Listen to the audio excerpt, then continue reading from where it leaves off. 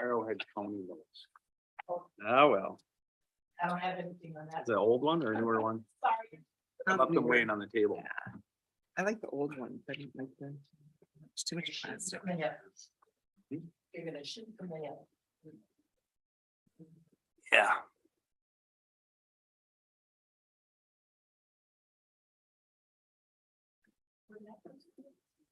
How are you?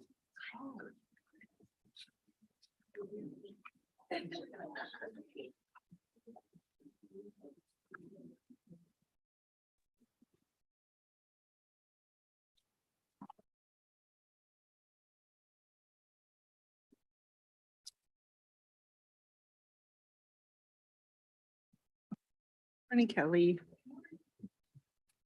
Morning.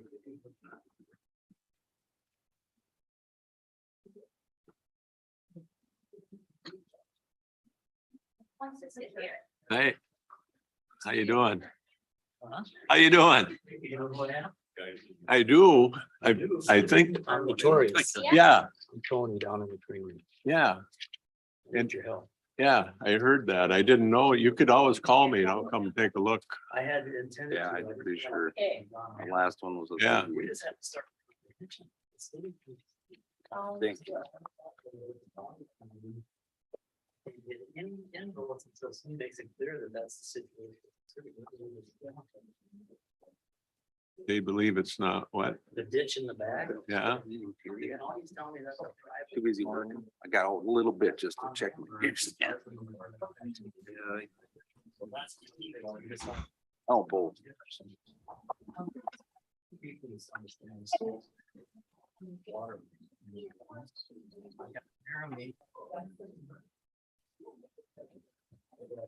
Excuse my head. I've been going through the middle.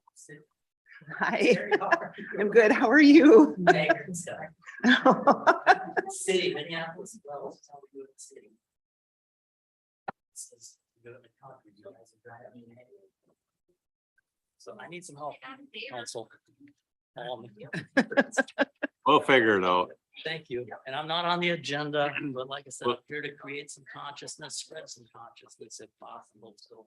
You got 3 minutes at public forum. I mean. Yep. Yep. Yep. And I can't vote for you people, I'm not a resident, We'll still work for you. well, I'm a landowner. Thank you. With knowledge of, just like, Mr. Hinkie, where this railroad, they're just simply tenants in our city. So if they like to cause problems, they're problematic renters.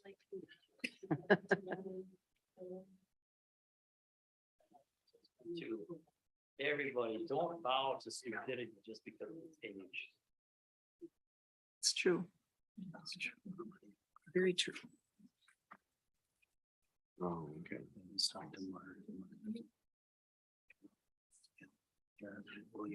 Williamson.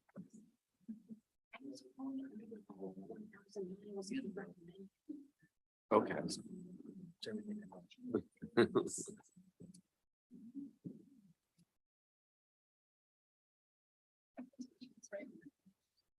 Well, I was. Give a calculator. My phone. So I don't have a phone. Can you just take 4,500 divided by 250? Happy birthday. 24,000. Yeah, I got it. That's. Looked at my head that way. I guess in this day and age, in this world, you're just lucky to have another one. Load up on the locks on those. I got a lot of friends that aren't so lucky to make it. Oh, yeah. How old are you? 70. We can on the. Happy birthday. It snowed in 1952. In Bagley. My mom told me that every time around my birthday. The day I was born, there was a snowstorm. I think it's hard. Mine is either Don't lie about over making the that deer far. season or election. Okay, we'll begin. Again, the public is invited to to view remotely. It is live stream, so if you're on, welcome. The rest of us are here. We'll call the meeting to order and rise for the pledge. I pledge allegiance to the flag of the United States of America and to the republic for which it stands, one nation, under God, indivisible, with liberty and justice.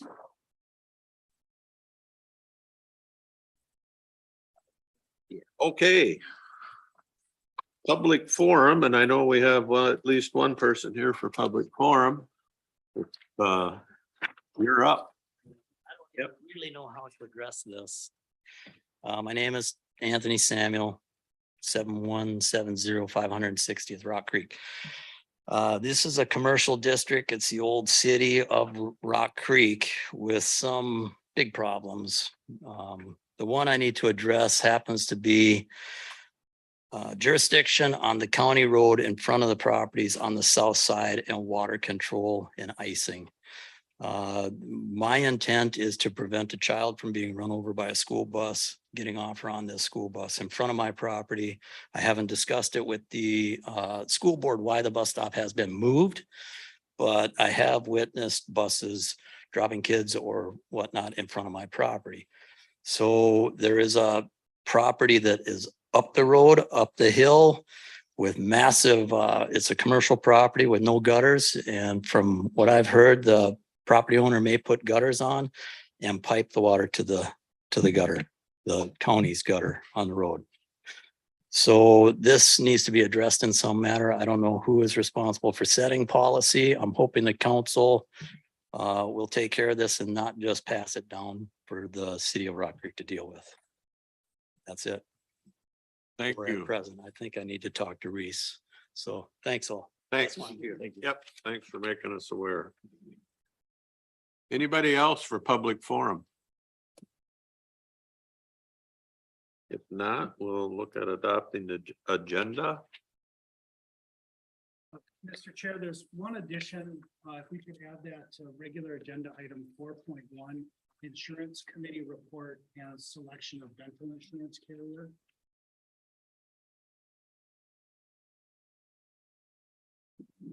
And I have one, we're gonna put that at 1A. We're gonna call that a personnel recognition. I'll move. Thank you. A second. Thank you. Any discussion? If not, all in favor, say aye. Aye. Opposed? Looking for approval of the minutes of September 20th, 2022 regular county board meeting and summary for publication. I'll make that motion. Second. Motion by Lovegren, seconded by Moore. Any discussion? If not, all in favor, say aye. Aye. Opposed? Minutes of boards, reports and correspondence, the Pine County Surveyor Monthly Report for September of 2022. Chemical Health Coalition minutes of September 12th, 2022, and the Pine County Zoning Board minutes of August 25th, 2022. I'll move that. I'll second it. Motion by Moore, seconded by Lovegren. Any discussion? If not, all in favor, say aye. Aye. Anybody opposed? We'll move on to the consent agenda. We've had that in front of you for several days. Anybody has any questions? I'll move the consent agenda. I'll second. Is that JJ? Oh, man. Matt. Motion by Ludwig or Lovegren, second by Ludwig. Any discussion? If not, all in favor, say aye. Aye. Opposed? We'll move on to the regular agenda, which is a probation recognition in support of the Garden Reserve. Good morning, Mr. Chair, members of the board. My name is Amber Chase, and I have worked for the probation department for the past 11 years. Prior to this employment, I served as an intern in our department. And my entire career here in Pine County, I have served in the Minnesota Air National Guard with the 133rd Airlift Wing until this month. I officially retired. And I am here today to convey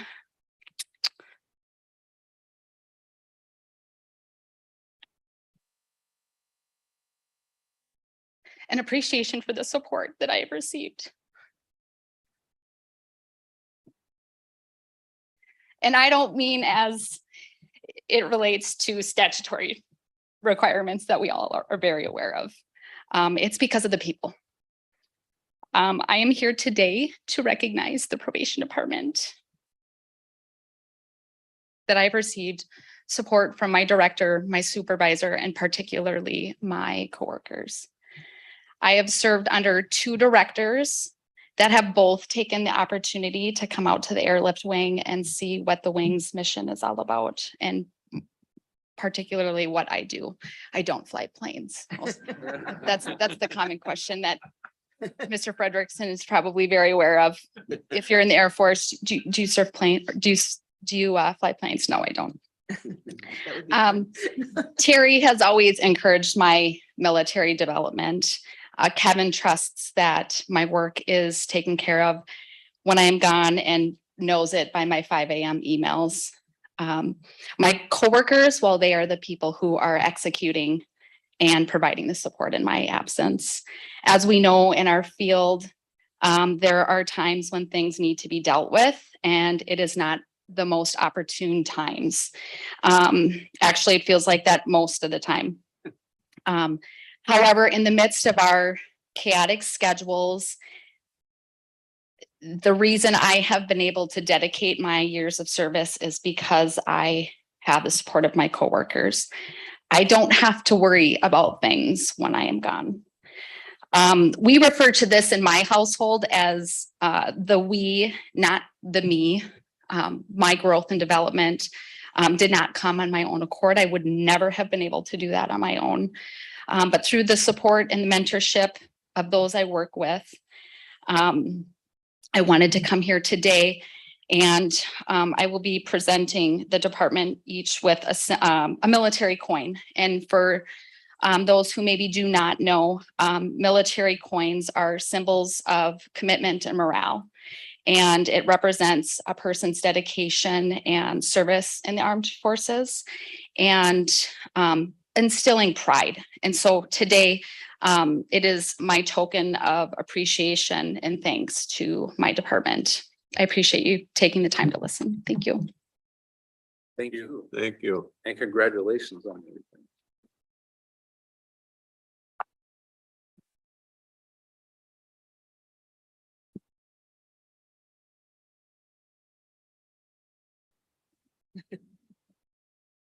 She's a good deal. Terry, do you want to say something? I do. Thank you, Mr. Chair. Real quickly, I did reach out to previous director, Terrell Arella, last week, and she wanted me to convey, some of her thoughts as well. First of all, I appreciate that Amber completed her 20 years. I quit after 16, so it was nice to go to a ceremony because I never had one. But she's second to none. I've probably told her this privately during evaluation meetings, but she's the best of the best in what she does here. And obviously, when I went to her ceremony a couple of weeks ago, you see the respect that she had for the military people that she worked for and worked with. And so it's so easy to support her. And Terrell and I both had the luxury of going up in an employer appreciation flight. Although when I went, the door didn't shut for a while, the green light didn't go on. And so I had to sit there for a while, and my anxiety got raised. But I think that might have been planned. But no, and it's great. And as she said about her coworkers and the supervisor, Kevin, they are the backbone of the department and allow her to do all that stuff. And she's super humble. She didn't tell you that. She also was recalled in support of the aftermath of the George Floyd stuff down in Minneapolis. And so Amber's done a lot in her 20-year career, but I'm hopeful that she sticks around our department for a lot longer because she's that valuable. So, but thank you to the board for for being so supportive of our employees as well. So thank you. Thank you.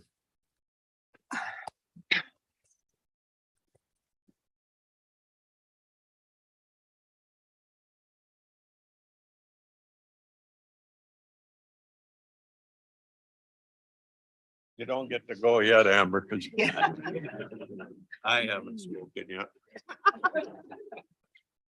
But you should, I know you're proud of your accomplishment. And 20 years is a pretty cool thing. And the best part I've enjoyed now the last 10 years, I put in more than 20 years. And when my wife and I go to Pensacola for the winter time, and I drive up to the front gate and I give my retiree card, and the guy goes, "Have a good day, First Sergeant." It still makes me smile. And I wish I would have done this for my coworkers, because what you just said is absolutely the truth. The work still goes on. Somebody has to pick up the pieces. And all you people sitting here are the people that had to say, "That's all right, Amber, we got you covered, we got your back." So you could go do your duty to the state and to the federal and to the nation. So we appreciate everybody here for what they've done through Amber's career. And just thanks very much. That's a commitment.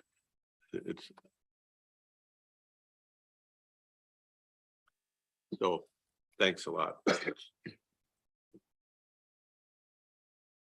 And we're not done yet with recognition, because we have a letter or a plaque here for David Minke. For 10 years, putting up with us.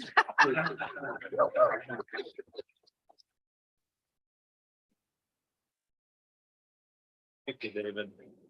It's been our pleasure to have you here. Some of us have been around for the whole time, so we appreciate what you've done for us. Have to give an award for that. Yeah.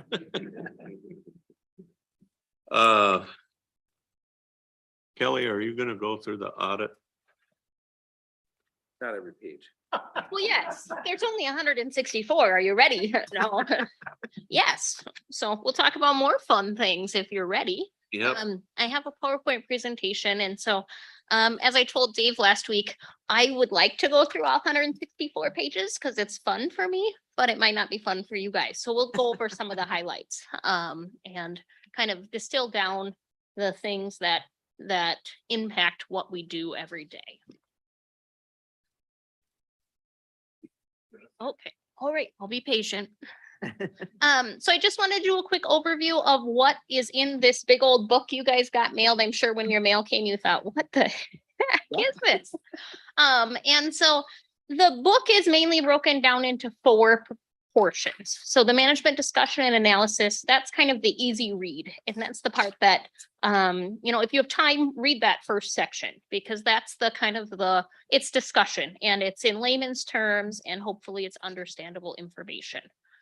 Then you've got your basic financial statements. So your balance sheet, revenues, expenses, those types of statements, things that are required by, to be in financial statements, which are helpful to some and not helpful to others. You've got the required supplementary information. So this is kind of the meats and potatoes, not the meat and potatoes that you necessarily want, because it's more of the where did these numbers come from stuff. And then the other supplementary information is really more information that we're required to have in there. Some of it is about our fiduciary funds. So we hold money for others. Others is about like our federal awards and just other things that we have to include in our financial statements. And then at the very end is our actual audit, which has included our management and compliance report, which is pages 148 to 162. In that audit report, there's kind of 2 sections to it. One on our financial statements, and with that, we received an unmodified opinion, later on in my presentation, we'll go through what that actually means. And then within the financial statements, they did note one material weakness. And again, we'll dig into what that actually means towards the end. And then the last section is on our federal awards. So we have to have what's called a single audit. So the auditors specifically look at our federal programs, a percentage of them each year, and review them to ensure we're doing what we need to be doing with the federal funds that we receive. With that, we received an unmodified / qualified opinion. Within it, it also identified 2 significant deficiencies and 1 material weakness. Again, I'll dig into what all that means in just a moment. On the financial statements, these graphs are taken out of that management discussion and analysis section. So they're just kind of nice to look at and interesting, I think. So these pie graphs show just where do our revenues come from. The bottom one is from 2020. The top one is from 2021. So it's always interesting to see just how do we pay for what we're doing? And really that's what that tells you. And so you can see a somewhat change from 2020. It's interesting to me because 2020, everything when you compare back to 2020, there's that big chunk of CARES funds that we spent during 2020. So it's always skewed slightly when you look at 2020 data because there was $2 million+ there that we normally wouldn't receive that we spent in 2020. Yes, Dave. And that shows up where on the graph? That shows up in, it has to be under the operating grants and contributions. Yeah.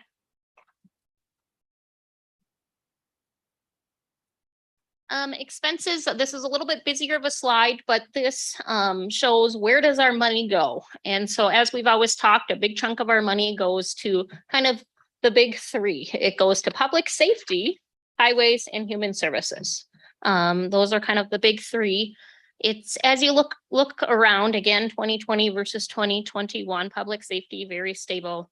Highways and streets up some, but highways, again, that's always so dependent on projects. So we don't ever, when you see a big jump like that, it's never super exciting in my mind anyways. In 2020 to 2021, one thing I wanted to point out is 2020, you see a 4% for economic development. It's kind of that dark gray area in the top. And then in 2021, you see it go down to 1%.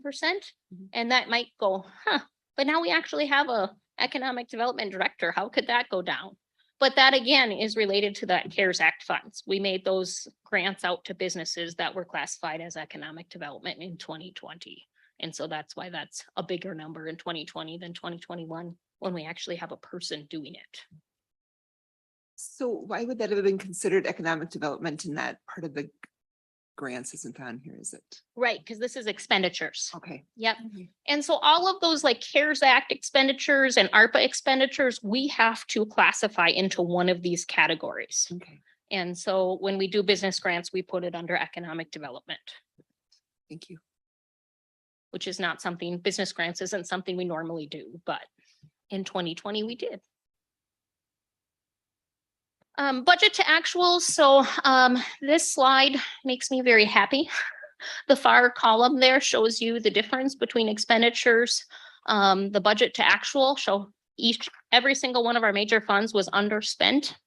Yes, the general fund only by $28,000, but really that's good, accurate budgeting. That means we're not asking the taxpayers for more funds than we need. Road and bridge had kind of a significant excess. However, again, that's so very tied to projects. And so it's just a matter of, did a project get done? Did that final contract payment get made? Those types of things. And health and human services had even a bigger surplus at the end of the year, or less expenditures than budget. But in talking with Becky, that was just due to some social services changes with out-of-home placements and does not meet level of care things, and kind of all of those wild card things that we think might be worst case scenario. And then sometimes, rarely, they go better than what we think.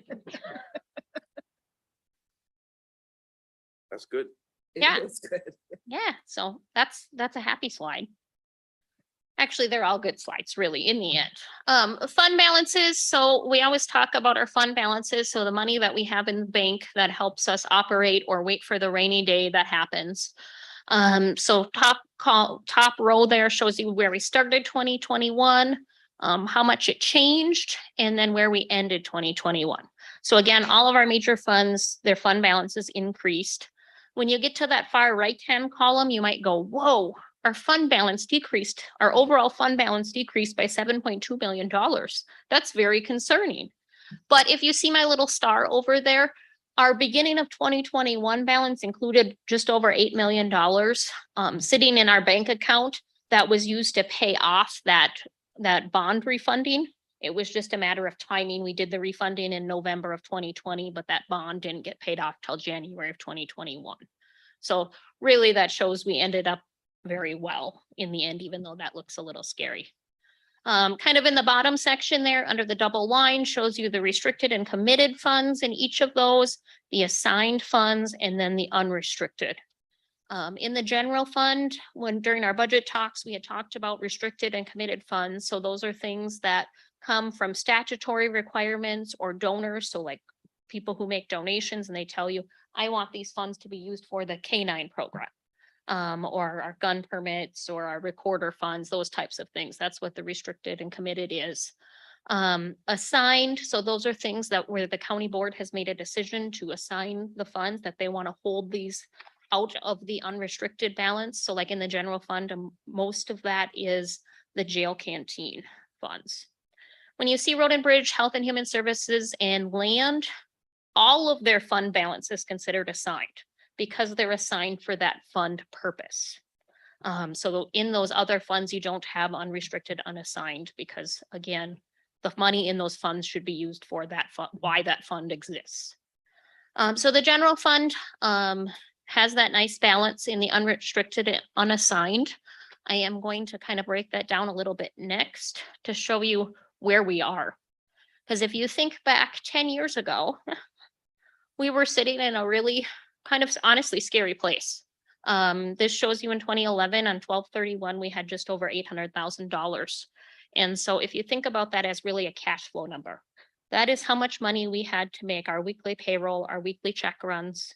And that's where we were, which is, I mean, in today's dollars is very scary because every 2 weeks our payroll is over $600,000. And every 2 weeks or every week we have well over $200,000 worth of checks we cut to vendors. So if that was our fund balance currently, we would be in a really bad spot. But thankfully, the board has made some very tough decisions over the years and had some levy increases that maybe were greater than what we wanted to do, but we knew we needed to do them. And so with that, you can kind of see the history of how we've built that fund balance back up.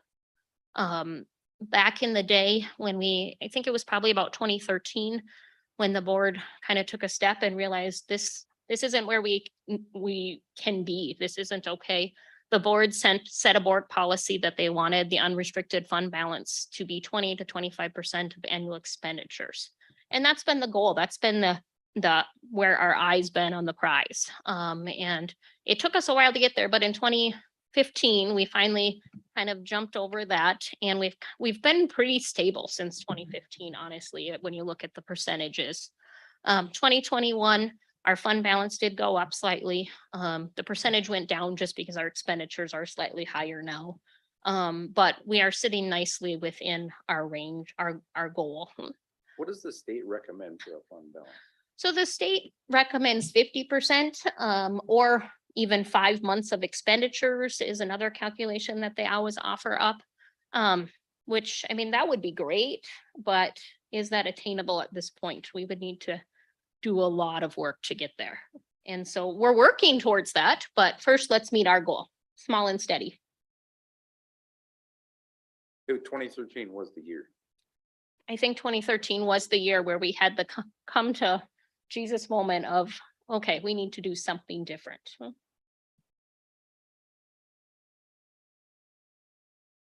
Moving on, cash and investments, just to give you an idea of what monies we had sitting in our accounts on 12/31. So this is kind of the breakdown of where our money sits. Magic, I always have to explain what that is, even though it's always super fun to get magic money. It's not as exciting as you'd think because magic just stands for Minnesota Association of Governments Investing for Counties. So when the state sends us money, it goes into that account in the end. You can kind of see the breakdown of different investments that I've got going on. Deposits is literally just what money is sitting in our bank accounts. And that's been a little bit interesting. If you look over the last several years, the balance between our deposits and Magic has changed.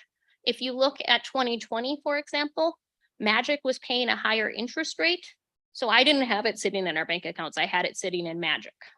But in 2021, we have a bank account, a money market account at Stearns that was paying a higher interest rate than Magic.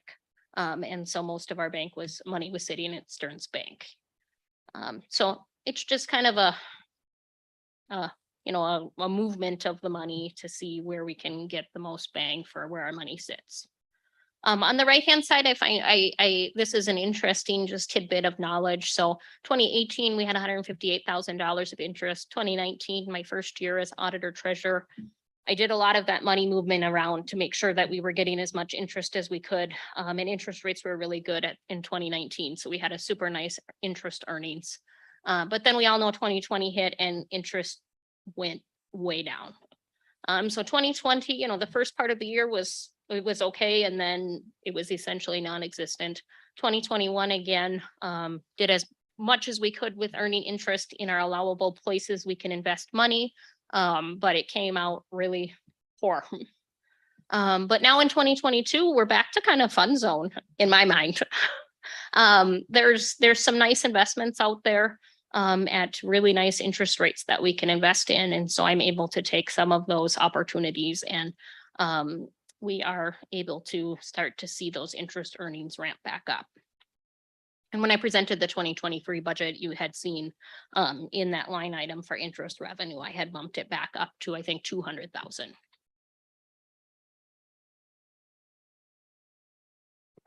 Debt. So we have those 3 bonds that we pay on. My table just shows beginning balance, current balance.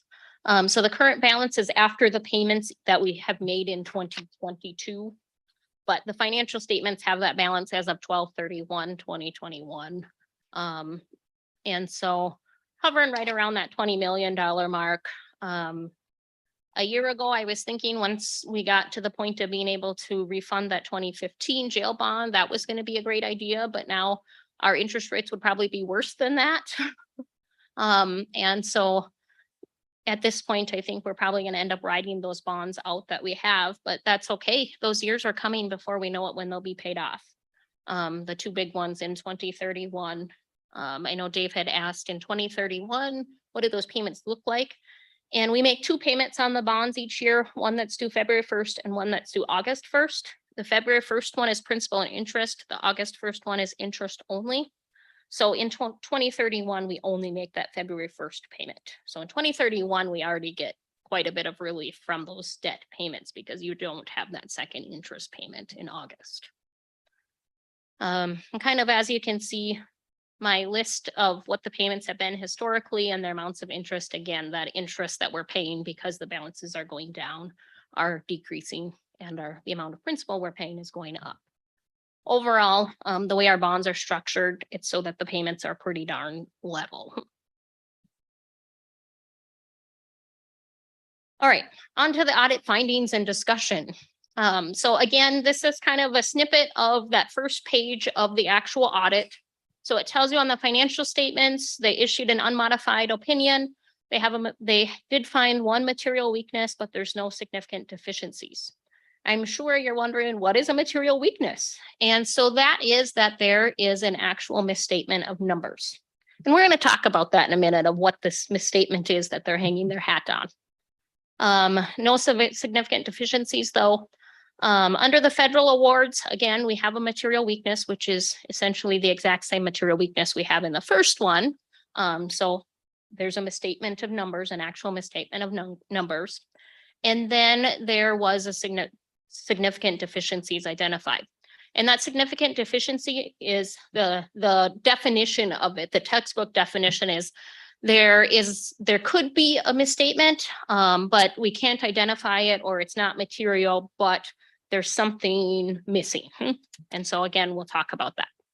So when we get to the type of audit opinion for the federal awards, they issued an unmodified opinion except for with our COVID dollars. Then they issued a qualified opinion. Again, we're going to dig into all of this right now.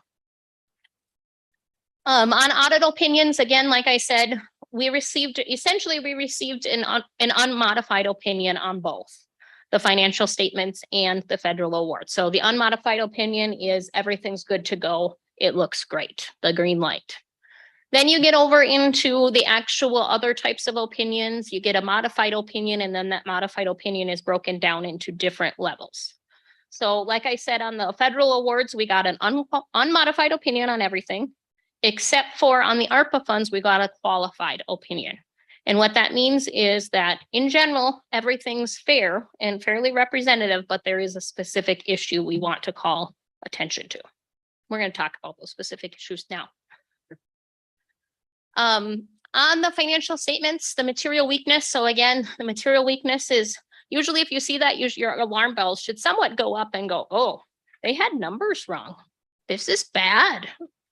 And I don't want to underplay it, but honestly, this is a little frustrating to me because in our ARPA dollars, as you all know, in July of 2021, we entered a contract with Pine Tech to provide some services with our ARPA funds.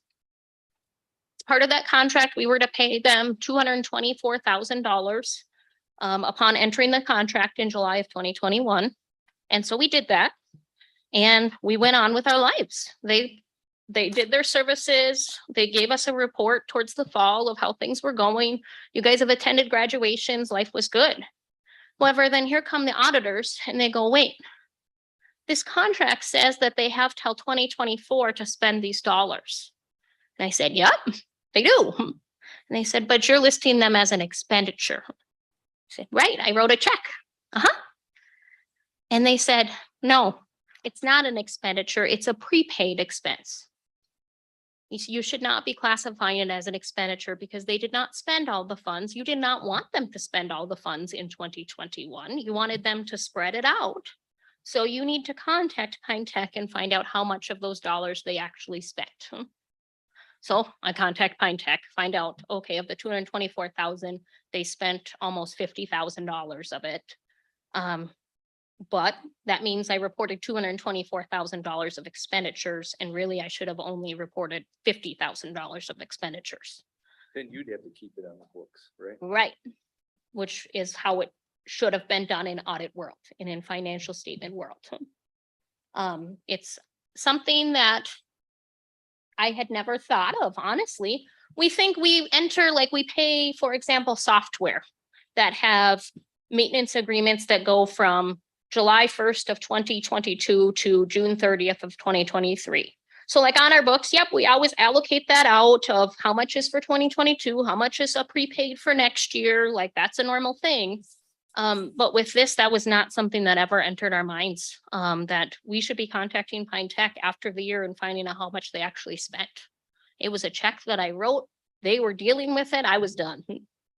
But according to the auditors, we're not done. So why is that? Because they're not gonna do a report to the feds for the ARPA funds. You are, right? And you did a one-time payment. I'm trying to understand why it matters. Right, because I did a one-time payment. However, that money is not spent. So then you would have to they'd have to report how much they spent each year to you. Right. And so if you look at my corrective action plan, so whenever we have audit findings, we have to do a corrective action plan and tell them how we're gonna fix this. So my corrective action plan is that at the end of the year, we will be contacting each vendor, which at this point, it's only Pine Tech, and requesting how much have you actually spent of the money we sent you? Because now we've actually sent them a total of $448,000 because our second payment to them was in July of 2022. So we're the watchdog on the dollars. Right, because it was our dollars to start with. But I think in our reality, we were always the watchdog because we always got the information from Pine Tech, and I would have done it the exact same way. It's out the door. I spent it. I wrote the check, I'm out. Yep, yep. Maybe Yeah, and with the fact that they give us their updates so that we know how much that money is spent, I mean, we are watching it and seeing what's done with it. But to report it differently, yeah, I would have done the same thing, Kelly. And I was just gonna add that this is a very nuanced use of the funds because other organizations like Lakes and Pines, you'll recall that we funded a rehab program that all of those funds were not spent by the end of the year, but this provision does not apply. Because we're doing that on a reimbursement basis.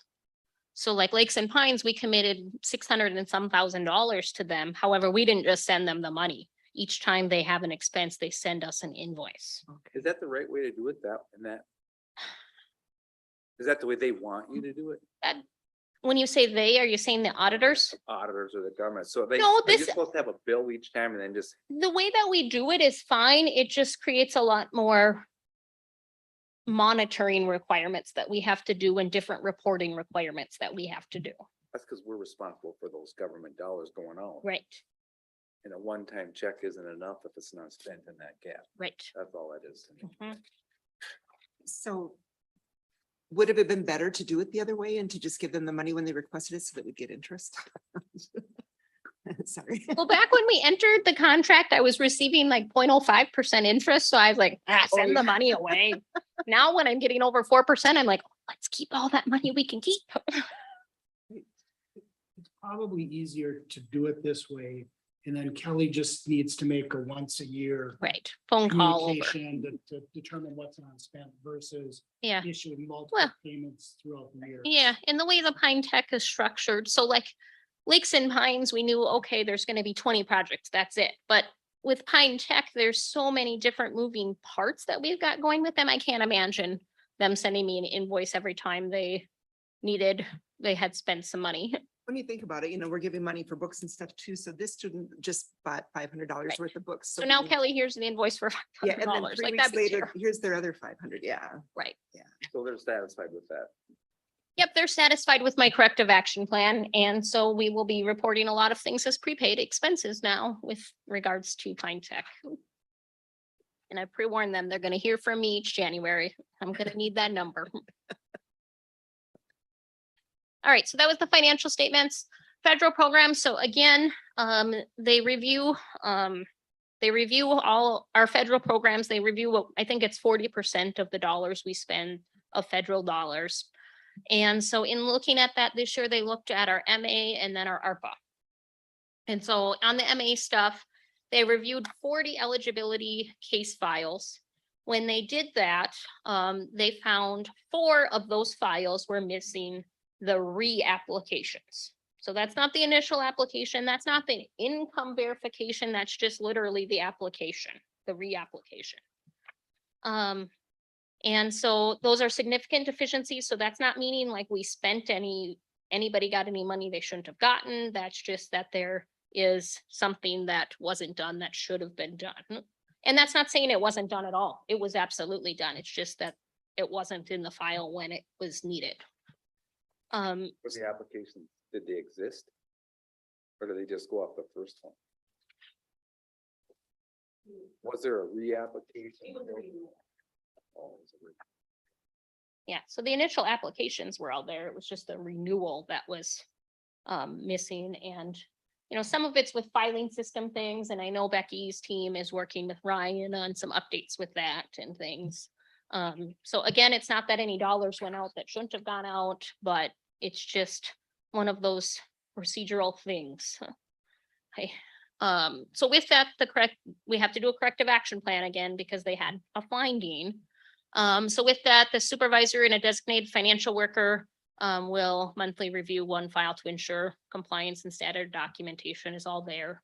I think above that, they're again working with IT on some different filing system things, and hopefully this will go away in the future. The next significant deficiency, so again, not a misstatement of numbers, it's just that something should have been done that wasn't. So for federal funds, when you spend more than $25,000 with a single vendor, you're supposed to go on to their sam.gov and make sure that vendor is not suspended or disbarred. Those 2 vendors that we spent more than $25,000 with in 2021 were Pine Tech and Lakes and Pines. Both of which, yep, I will freely admit, I didn't go check both of them receive federal funds on a regular basis. Like if it was some random weird organization we were working with, yeah, absolutely. But I never even thought to go look. So anyways, I mean, they receive federal funds very regularly. So going forward, all federal contracts, when we enter them, rather than me actually having to go out and do that check, we're just going to add a clause that requires that whoever's entering the contract self-certifies that they're eligible to receive federal funds. One line will add to the contract and this will go away. All right. So our last thing, audit finding. So again, federal programs, material weakness. So this means that there's an actual misstatement of numbers. And again, this ties back to Pine Tech. So with the federal ARPA funds, I had to file an annual report that told them how much money we spent. And on the ARPA report for Pine Tech, Kelly writes that we spent $224,000 because I wrote a check for that. Well, no, because again, Pine Tech didn't spend that much money. They only spent about $50,000. I should have listed only that $50,000 under spent, and then the rest of it I should have listed under obligated. So yes, there was a misstatement of numbers between the obligated column and the spent column. But it's really just, I mean, in the end, in my mind, it's kind of a wash. Anyways, so again, my corrective action plan moving forward, all prepaid expenses will be categorized on the annual report as obligated and not expended.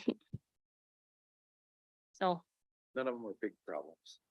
yeah, I mean, to me, when you look at, they spent $173,000 wrong, but it's like, well, no, really, it was just in the wrong bucket in the audit world. I mean, that's really all it is. All right, that's the end of my actual prepared presentation. Dave had kind of posed an interesting question to me of if you were on the outside looking at this report or hearing this presentation, what would your takeaways be on Pine County, on the finances? And I thought about that.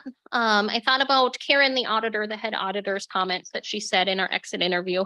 And I really think it comes down to, I think I would have the oversight that, you know, there's a great leadership in the board, in the department heads. There's been a lot of work that's been done over the years to make sure that the county is headed in a good, healthy direction. And so it's a place to be, and it's a place that we should all be proud of. Mr. Chair. Yeah. So, we ask questions. Yes. So I was reading through it when you sent it out. Oh, good job. And Or I you couldn't noticed that sleep. I noticed that they, looks like they asked you a question about the OEBs and the PR. So what were they looking at there? What kind of pressure did you feel on that? Oh, nothing. So every single year we have to report like our para calculations and our other post-employment benefits. And so like we have a consultant that does all those calculations for us because they are very in-depth. And so when you start to look throughout like the other required supplementary information and things, you'll So see. some of- PRA did that. Do they put something in? No, they don't do it. We have to hire someone to do it.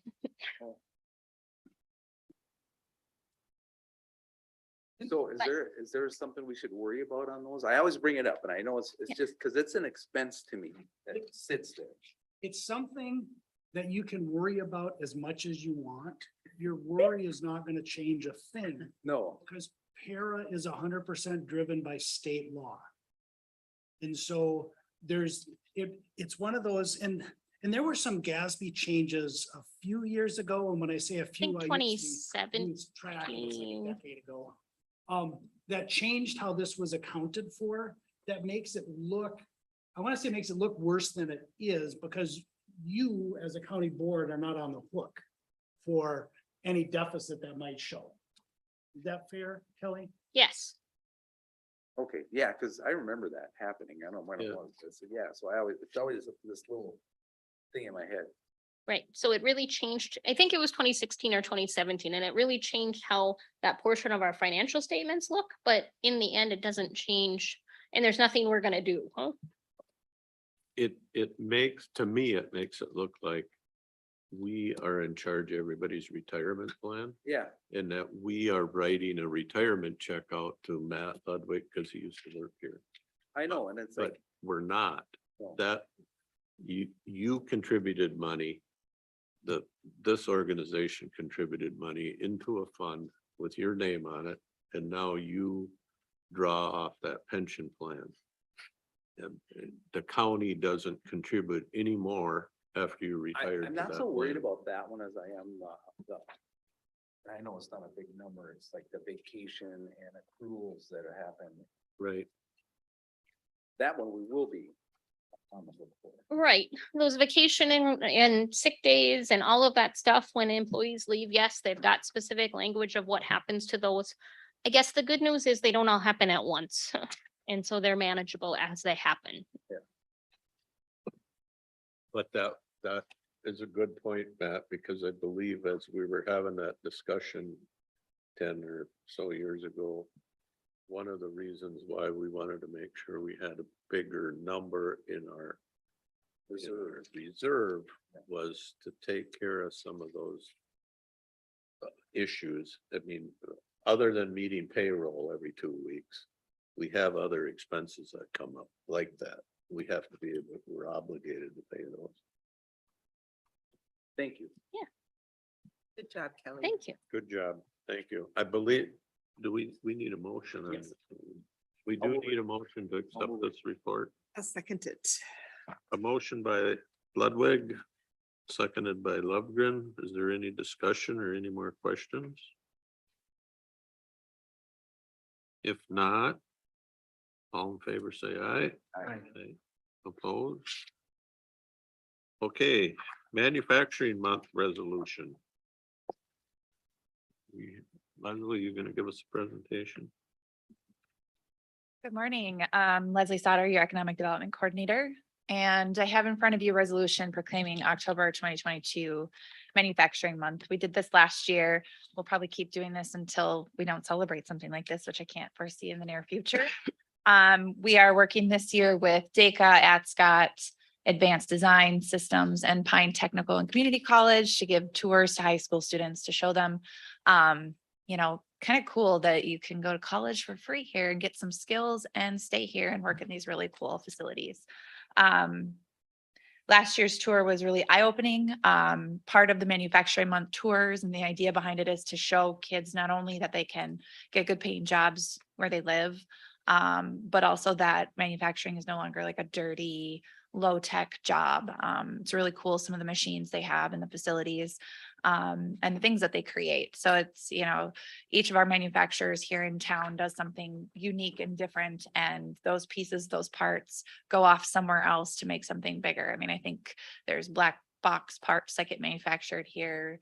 There's furnaces. I mean, it's medical equipment. It's really interesting and neat to see what's going on. So yeah. And the other idea behind Manufacturing Month celebrations is also to show that these are really good paying jobs. You don't have to go hundreds of thousands of dollars into debt to get a college degree, and you can still make a really livable wage. So some of our manufacturing jobs here in Pine County are pretty high paying on the scale of what jobs we do offer. In previous reports, you have told you that retail and service is one of our largest employers. It's also some of our lower wages.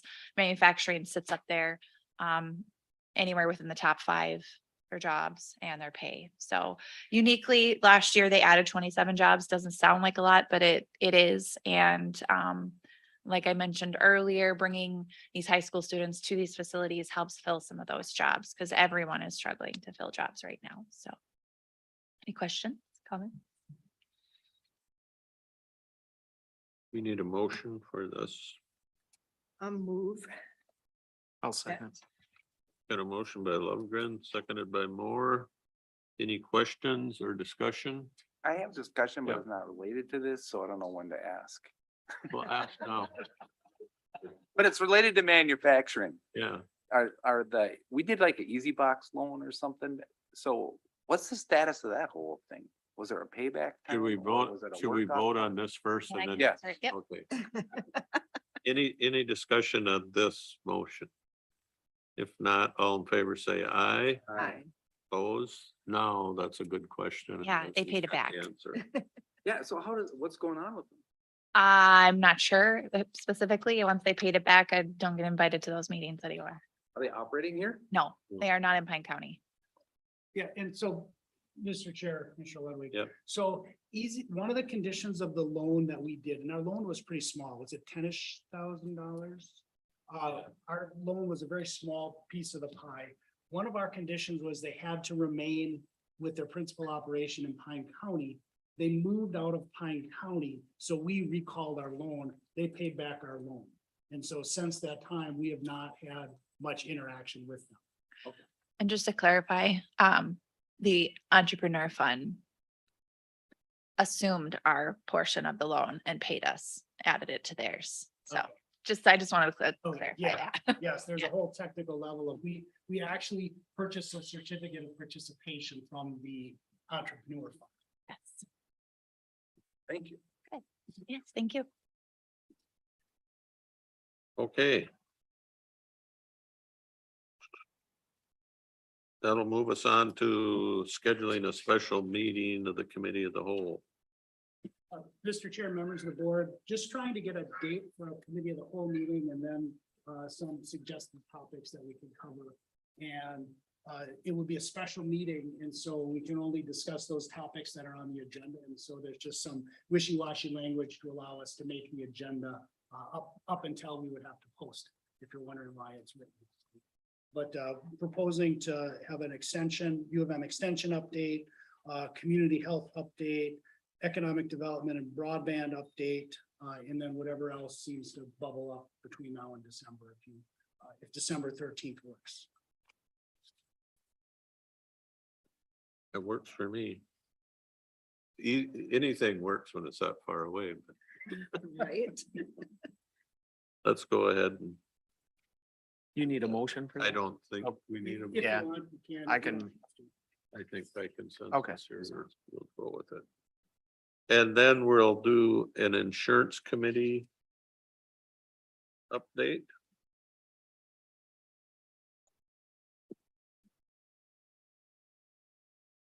Who's gonna give that? Jackie, do you want to maybe just overview where we are and what we're looking for today from the county board? I sure can. Can you hear me okay? Yes, loud and clear. Great. Mr. Chair, members of the board, today we have to make a decision for our 2023 dental carrier. And Justin, our insurance consultant, has gone out to the market and obtained several bids for new carriers. So what it comes down to, we really have two viable carriers for 2023, and we need to make that decision who we will move forward with today.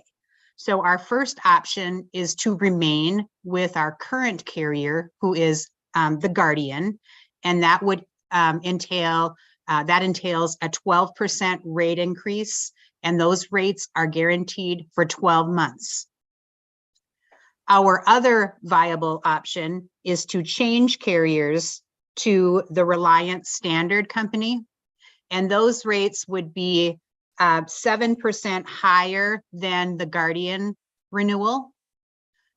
And those rates would be guaranteed for 24 months. So they would not increase for 2 years.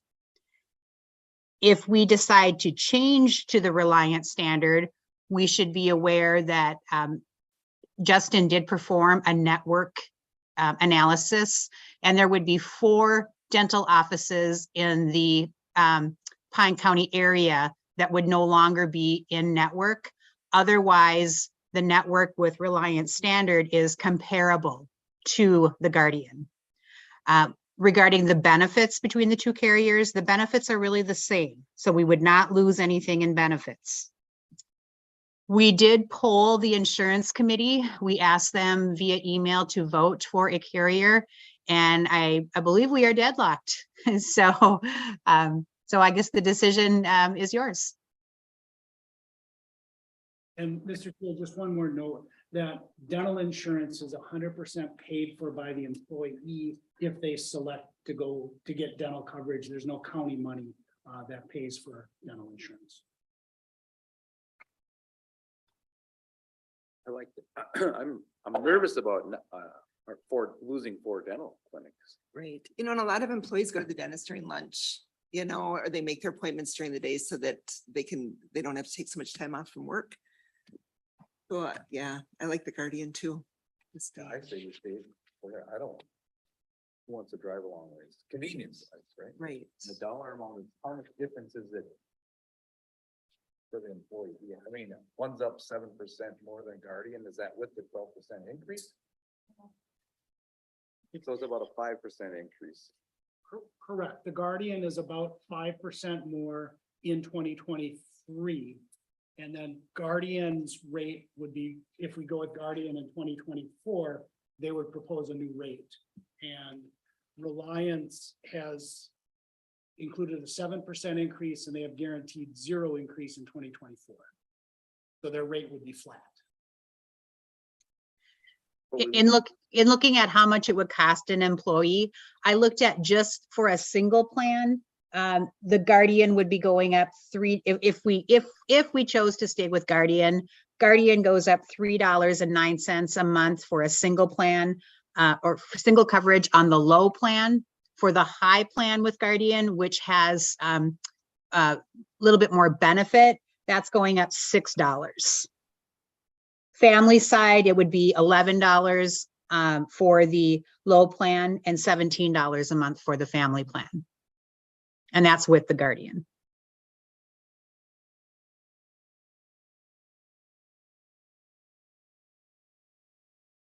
That 4 offices is a big thing. 4 offices not covered in this county is a big thing. There's only 5. Yeah. I It's know one of them was in Cambridge.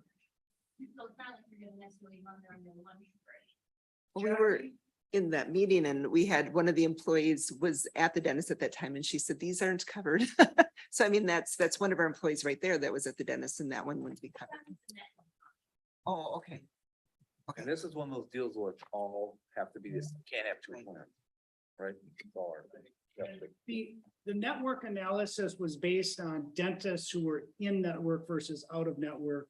We don't know how many employees may go to those 4 dentists that are out of network. Is that correct, Jackie? Correct.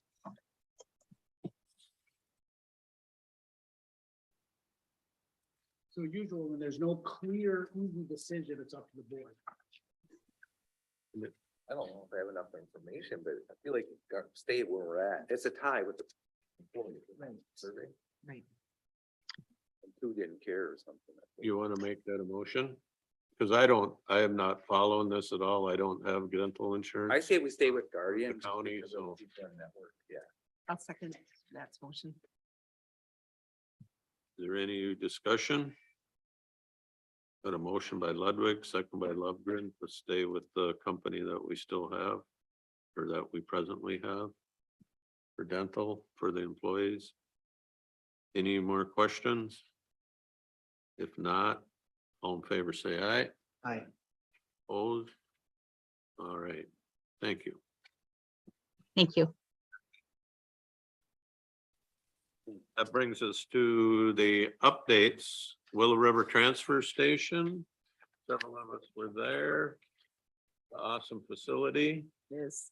And I'm, every time I've stopped there, I'm always kind of blown away by the amount of traffic that comes through there. And, I think when Johnny Plajek, who was, kind of the guy in charge of putting the building together or building the building, said, I never would have believed it unless I was here a lot, that how many people come and go at this place. I think Yeah, that was he commented on how hard it was to get work done if they were there on a. Right. Oh, I think part of the fun thing was you'd see the guy coming in with the truck and trailer and then you'd see the little side by side coming in with their garbage and, Right. you know, just the usage was cool. Oh, Okay. Arrowhead County, did anybody get there? I did. All right. I forgot my notes, but I remember some flying off the top of my head. County roundtables are probably the biggest thing. As far as, we're low for our levy. Everybody else was higher than they thought they were gonna be, but it's all preliminary. Some were really high. Then the legislative update, well, John Ongaro gave, the highlight of that is the talk down at the state is they believe, he's pretty sure there's gonna be a special session after the election. But it's only gonna be for one item, and that's gonna be the bonding bill. So could that change? Yes, but right now that's on the table. And that's probably the most important thing we covered in the meeting. But Thanks. NACO broadband. So NACO has come out, or the FCC has come out with their mapping to show who's got broadband where. And the issue with their mapping is if my neighbor has really good broadband, my whole area is listed as having really good broadband, even though mine is not good broadband. So we have the opportunity to go in and fix their mapping according to the study that we had done by Hometown Fiber, which is really good. So the question is, who do we want to go and to do that mapping? They've got the guidelines on how to do that. They talked about having GIS involved with it. You know, I think it's going to be a big job, and we got to figure out how we want to handle that and who we want to put in charge of who's going to be doing the corrections on their mapping, because I think it's going to be pretty bad. Yeah. Go ahead. You can go Go first. ahead. Oh, is that mostly rural with it, where you're coming down a copper and, you know, that's the way it was for me, or what, or where, how's that? Why somebody gets better service than others? Well, they get their information from the providers. So if the provider says, oh no, we've got really good, like my road, I've got the box at the end of our road. So that person that's right next to it probably has really good Are broadband. you on copper? On the phone line? Yeah, no, yes, probably. It's. That's the problem. Yeah. Because right So- now, I just, Right. And so when we moved, they changed us down to 10 or 10 megs, you know, where we were at 40 supposedly before, but we really only had 7. So, I mean, that's where the problem is they're saying, oh, you've got 40, but I didn't, you know, and then they're going to drop you down. And so on a good day, maybe I had 7, but on a lot of days I have 2. So, but I'm going to be mapped as probably somebody that has good broadband. And so that's going to be countywide. I think it's going to be a big process. I think what's it's, ECE doing with it? well, I think there's 2 issues that we have to worry about with that mapping. One is if they ever release the info of who's getting the border to border grants, it will significantly change the landscape of Pine County potentially. It won't do it overnight, but the potential's there for a huge, huge change. I think the question is, Terry, do we wait for those grants? Because they were supposed to come out now. Mhm. So I don't I think can we want to see. wait for the grants. I think we want to get the mapping corrected. So then, in my mind, that mapping is something where somebody's gonna have to do some door knocking. Well, no, because we had Hometown Fiber did all of that. So we've got all the information from Hometown Fiber that we can, and even if we just use that information and upload it or get that information corrected on the FCC's page, I think it'll make a huge difference. And did they do a lot? They did a lot of I that. did a stuff lot in of the driving videos. around, I Yeah. know, but I don't know how granular. I don't know. I'd have to look at that report again. Yeah, and I believe that they got very granular with the service Mhm. down. I don't know that I can sit here and say every single household in Pine County, but I know they got down much more detailed than the census block, which is what the previous measurement had always been done on. So we'll follow that up. Okay, thank you. Okay. Then we, Snake River Watershed was canceled, but the One Watershed, One Plan meeting was held. It was a good meeting. So the big controversy was they went through, we had the public meetings and then a lot of people gave public opinions. And so they talked about what the public opinion was and then how they were going to correct it. And one of the ones that Bowser gave was pretty much everything that had Mille Lacs Band was taken out. And we got a lot of that put back in. And so we've got the final plan. We just got the draft, I think yesterday afternoon. I just saw it this morning from Deanna. We will have that at our next board meeting because we have to approve that. So we'll have the full plan in our hands for the next meeting. Oh, go ahead. I'm just gonna add a little nuance. You don't have to approve it. Right? You could reject it. And there are some counties that have it on their agenda today, so we will know today what, for example, Mille Lacs County is doing. And then there's a big question of if all of the counties don't approve it, what happens? Then they gotta go write a new plan. Well, and a lot of it, Bowser tells you what you can and can't do, and they'll say, I'll keep using Mille Lacs Band because that was a big issue. Bowser is saying if you don't have Mille Lacs Band, I don't think that we're going to fund you. And so then it would be right back to where the counties are doing all the funding. And that's not what we want. We want to have it where the state jumps in and they do their share and treat it like all other watersheds. So getting it to where Bowser wants to have it or needs to have it so that it will be passed, that's another big one. So they had quite a few comments on there that needed to be done a little bit. And there's a couple counties that definitely just don't want the Mille Lacs Band involved. Well, the Lower St. Croix plan, of course, we have been moving forward. Actually going into our second year now of doing projects. So there will be a next meeting, there will be some work that we'll have to approve because of the way we are organized as a collaborative yet, which every meeting we have to make a decision leads back to the discussion. Why don't we just become a entity and be over with this stuff so we can just move on? But that's going to take time. So that takes an hour out of the 2-hour meeting. Every single time it seems like rehash the kind of the same thing. So the technology committee report is a lot easier because that was canceled. The NACP CHIPS Act implementation call, that's hard to say. Yeah. It was a little different than I thought it was going to be. So it was part of the NACO call for the TNT committee. And what it was really about was the chips or the semiconductors. And the fact that right now they're all being made overseas and there's a shortage and we're not getting them. And so there is a ton of money being put out, $50 billion by the federal government to implement having semiconductors built within our country. And one of the things that they talked about, which I'm excited for tomorrow, is I don't know if it'll happen. I look at our county and I think, can we really do this? But in reality, yes, we can.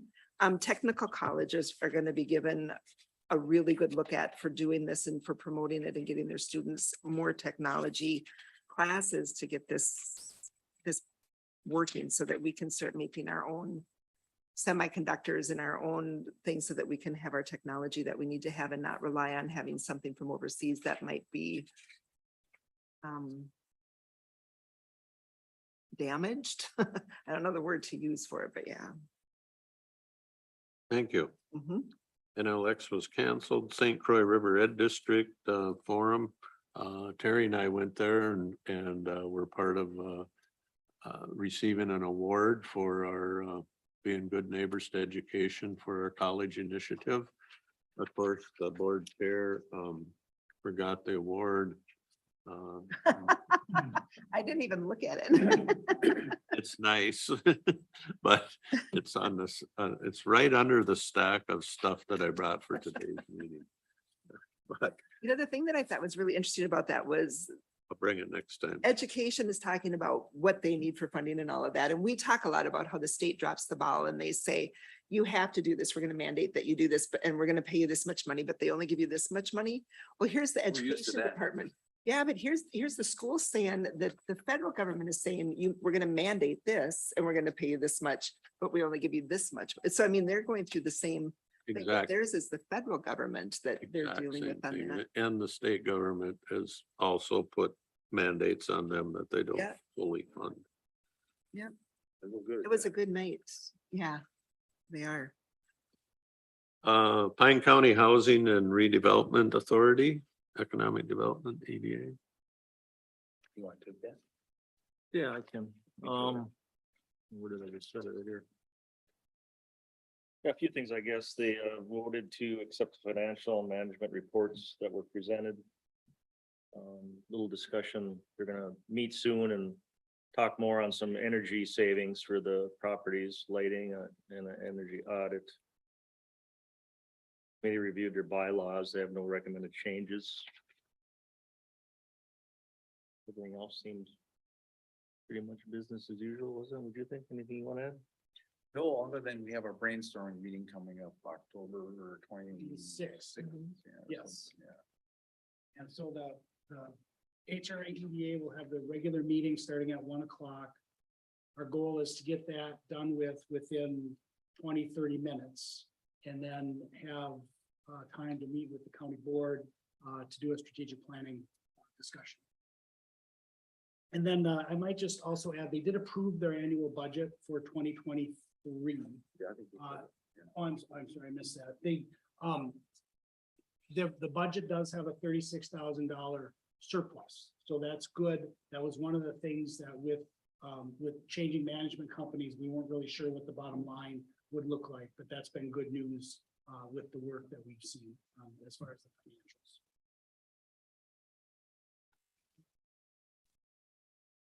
Housing meeting, is that open to public? The what? The housing meeting we just all were discussing is open to the public? Yep. Yep, the housing, yep. Central Minnesota EMS Joint Powers Board. Yeah, I went to that meeting. Yep. It was actually, we got done like pretty quick, but there's a new EMSRB director. Nice young guy with a lot of energy taking over down there, and I think that's gonna change from what was there. He's not entrenched. He came from Illinois. He had a pretty strong background and stuff. Dylan Ferguson. And then of course, there's a new medical director now, that Dr. Tang, and he was there, reported right away. He's supporting the Narcan program real strong because they have a big uptick over there too. The Narcan grant ran out at the end of September. So she loaded up. So she bought 500 doses with before it went out. So if that runs out, I mean, if that volume runs down until we get it figured out, we're gonna do a new grant.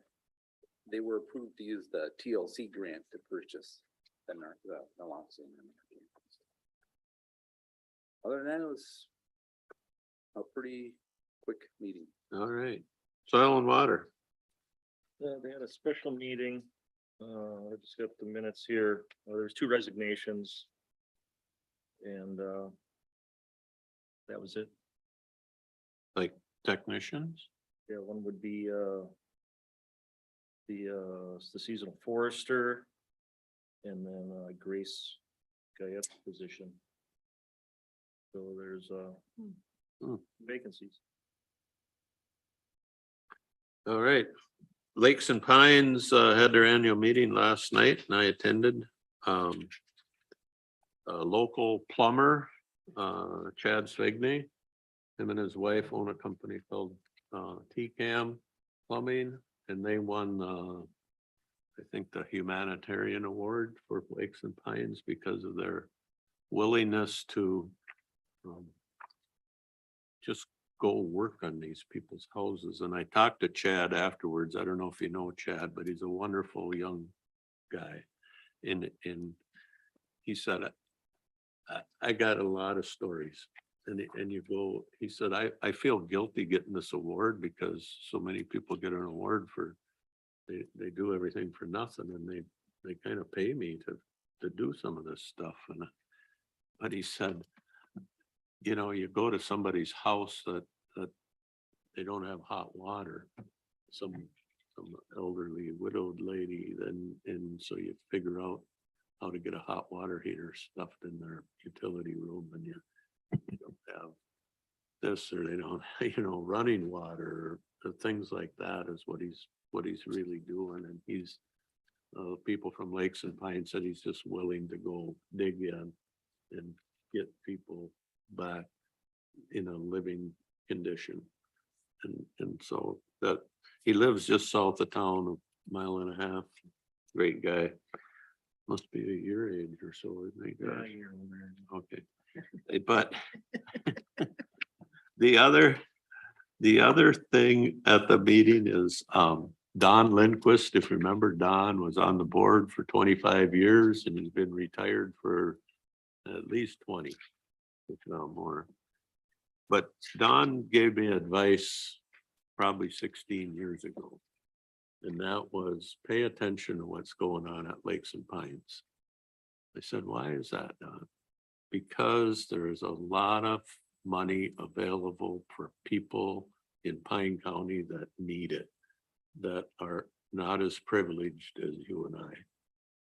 And I'll never forget that. And so I have paid attention, and all these committee meetings that we get assigned to, sometimes it's a pain to get to them. But if you're not there, that money is going to get spent. And if you're not there once in a while to raise your hand and say, hey, how come Pine County's not getting any of that housing money? Hey, how come Pine County isn't getting any of that money to help fix somebody's well? We're not going to get it. So pay attention. I get what he was saying now.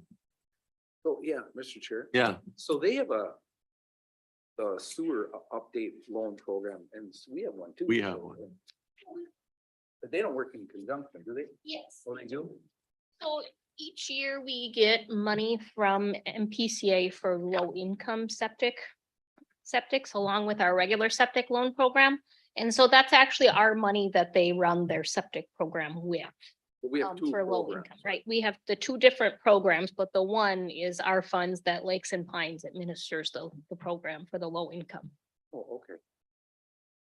But thank you. And we have a new director, Denise Stewart, who was an administrative assistant, and she moved up. So this is her first official month. She's very excited to be there. She's a very, very smart lady. And I will do good. Mr. Chair, Yes. she's going to come to the November 1st county board meeting to introduce herself, make a presentation on what they do, and obviously take questions from you. How many years did Bob carry or run that place? 25, long time. Did a great job. And he was there last night, so. And then there's a thank you card from Larry and Heidi Pagonis, if everybody wants to take a look at that. Any more business we need to take care of? I have some others. Yep. We have started a child care group. And so it's going to be kind of like the broadband group, but it's doing a in-depth study to figure out where we need daycare and how we need daycare. We've lost teachers because their daycare facility closed. We have a really lack in daycare. So we had our first meeting, and I'll be honest, I was a little lost, realizing how bad we do need daycare and what we're setting up. And so it was interesting. We had like the city of Sandstone was there, the city of Hinckley was there, a lot of community members. So Leslie did a really good job putting together a group that was going to work on that issue. So thank you, Leslie. It'll be interesting to see how that goes. I met with Sam yesterday from Human Services, or last Friday. She was preparing me for the Shack meeting that's coming up and where we are at Pine County and what our needs are. And she gave a really fun information about Blue Zone. We've had that meeting, how long ago was that? That was a long time ago. So we now have where they're going to come in and they're going to do an in-depth study of Pine County to figure out where we're at and what we would need to do and that type of stuff. So there's going to be more information coming out on that. And then she's also been working on I had talked about with Shack, they're talking about how are we going to redo healthcare because it's changed so much in the last 25 years. And I think it was that long ago when they decided what healthcare was going to be. So thanks. We have some really amazing employees here, just as a shout out. And then I did the 4-H with the Mille Lacs Band, and that went really, really well. We met with the coordinator for the Hinckley area, the Pine County schools. And there was a lot of excitement that went on there. And so when we ended the meeting, we're going to be having another one coming up, and Harry, the district manager, or the district supervisor, is going to be coming to that one, they hope. But in the meantime, Jan is going to go do some in-person observation things where she can go and watch how they work with the kids, what they do with the kids, how the kids work to figure out how we can work together with them. But it was, they're excited. So that was good. So can I go back to the childcare? Yes. What's so bad? Is it bad because we don't have enough? Or is it the type we have? No, we Are they don't. still doing it? We still have in-home. Yep. And then we have They have Becky. some commercial too, right? Or a separate building they can parents bring their kids to. Yep, we do. There's one right there. Big Sandstone. Yep. I don't know how many there are throughout the county. I don't think she can get all that stuff at some point. She could, yeah, but not off the top of her head. Do you know all the, do you know it? Okay. So, but yeah, we're really lacking in daycare. So, which is affecting our workforce. Yes, so we do have a couple childcare centers in the county, one in Pine City. And so if you are looking for childcare in Pine City, you may be okay because of the childcare centers and the in-home daycare providers. Or if you go to Hinckley and North, you may not be as okay. So I know there's rumblings and talkings of opening childcare centers, specifically in Hinckley and Sandstone, because that has been a barrier to hiring and keeping teachers on board, is that there's no childcare. Was there anything happening in Duquette or Carrick or whatever? Yes, that individual did. We went back and forth with that individual and they are exploring their You options. still interested? Nice. Yes, but it may take some work. Holy sure. And the difference between a childcare center and in-home daycare providers, I just want to explain a little bit, is that childcare centers themselves are licensed by the Department of Human Services at a state level. And then our local county licensor licenses the in-home daycare providers, So you have nothing to do with, not the big childcare centers. so they send somebody up to check on? Mhm. So, and we know that Becky has one at Nemadji. They have the daycare center there when we did the tour. Thank you. So, yeah. Yep, we were talking with the city of Hinckley. They've got the big community room there, or the big community center that's really not used anymore. They used to use it, the school would rent it and have their gym classes or their basketball or whatever there. And that's not used anymore. And so Kyle has said that he would be willing to look into redoing that so that they could have a childcare center there.